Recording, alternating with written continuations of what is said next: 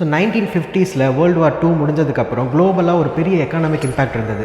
அந்த டைமில் New York city global economic ஹப்பாக உருவாச்சு. அந்த டைமில் பார்த்தீங்கன்னா மேன்ஹாட்டனில் ரியல் எஸ்டேட் ப்ராப்பர்ட்டியில் இன்வெஸ்ட் பண்ணவங்க ப்ராப்பர்ட்டியில் மட்டும் இன்வெஸ்ட் பண்ணல, அவங்க ஒரு குளோபல் இன்ஃப்ளூயன்ஷியல் சிட்டி இந்த ஃபியூச்சர், அவங்களோட ஃபியூச்சர் ஷேர்ஸை அங்கே வாங்கினாங்க. இப்போது அதே மாதிரி ஒரு குளோபல் ஷிஃப்டிங் நடந்துகிட்ருக்கு.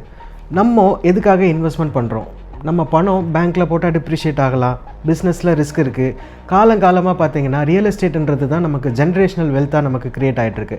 அந்த ரியல் எஸ்டேட் இன்வெஸ்ட்மெண்ட் இப்போது துபாயில் நிறைய பேர் தேடி போயிட்டுருக்காங்க. ஹைப்பா, டேக்ஸ் கெயினா, இல்லை ரெண்டல் இன்கம்மா, இதெல்லாம் ஒரு பக்கம் இருக்கட்டும். ஆனால் real reason behind the Dubai real estate investment, இதை பற்றி நம்ம பார்ப்போம். First thing, infrastructure and parity. So infrastructure பார்த்தீங்கன்னா துபாயில் ஒரு பிளான் அண்ட் விஷன் க்ரியேட் பண்ணாங்கன்னா மற்ற சிட்டிஸை கம்பேர் பண்ணுறத விட இங்கே ஃபாஸ்ட்டாக முடிச்சிடுறாங்க.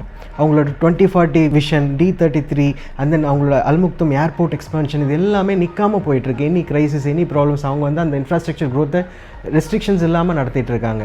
Parity. So global cities as a city Dubai compared to New York, London, Hong Kong, இங்கெல்லாம் பார்த்தீங்கன்னா பெர் ஸ்கொயர் ஃபீட் ப்ரைஸ், அதாவது நான் குளோபல் சிட்டிஸை நான் எக்ஸாம்பிளாக கொடுக்குறேன், துபாயோட ஸ்கொயர் ஃபீட் ப்ரைஸ் அங்கே விட lower.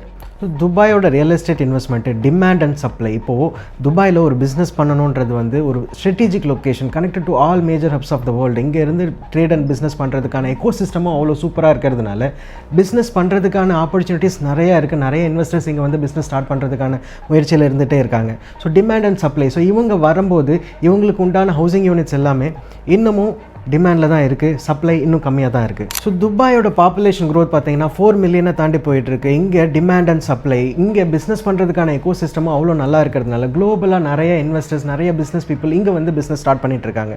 So demand and supply will always be there. So demand நிறைய இருந்துகிட்டே தான் இருக்கும், அதுக்கு உண்டான சப்ளை இன்னும் ஈடுகட்ட முடியாத அளவுக்கு தான் இங்கே துபாயில் இருக்குது. ஸோ ரியல் எஸ்டேட்டோட investment, it's a very good time to invest in Dubai. So துபாயில் ரியல் எஸ்டேட்டில் இன்வெஸ்ட்மெண்ட் பண்ணுறதுங்கிறது இப்போ ஹைப் மட்டும் கிடையாது. இந்த மாதிரி ஃபேக்டர்ஸ் எல்லாம் நீங்கள் அனலைஸ் பண்ணி இன்ஃப்ராஸ்ட்ரக்சர், பேரிட்டி, உங்களோட இன்வெஸ்ட்மெண்ட்டோட ரிட்டர்ன்ஸு, ஹிஸ்டாரிக் ஷிஃப்ட்டு, இது எல்லாமே கன்சிடர் பண்ணுங்கள். மைக்ரோ எக்கானமியும் பாருங்கள், மேக்ரோ எக்கானமியும் பாருங்கள். ஸோ துபாயில் ரியல் எஸ்டேட் பண்ணுறது ஏன் அவ்வளோ நல்ல விஷயங்கிறது உங்களுக்கே புரியும். இதை பற்றின டீட்டெயில்ஸ் உங்களுக்கு எப்போ என்ன வேணும்னாலும் எனக்கு மெசேஜ் பண்ணுங்கள், கால் பண்ணுங்கள், நம்ம எப்போனாலும் பேசலாம். இதை பற்றின டீட்டெயில்ஸ், நீங்கள் ப்ராப்பர்ட்டி வாங்குறீங்களோ இல்லையோ, I can give you all the explanations you need.